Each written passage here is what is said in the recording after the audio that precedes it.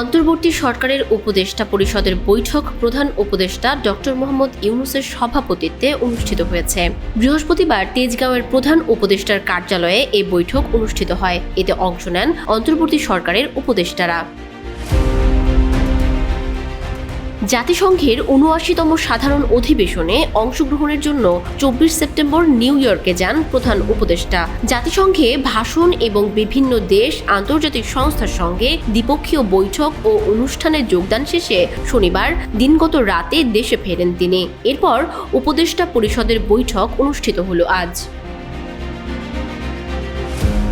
এছাড়া রাজনৈতিক দলগুলোর সঙ্গে তৃতীয় দফায় শনিবার সংলাপ করতে যাচ্ছে অন্তর্বর্তী সরকার। সেখানে সংস্কার নিয়ে রাজনৈতিক দলগুলোর সঙ্গে কথা বলবেন উপদেষ্টারা।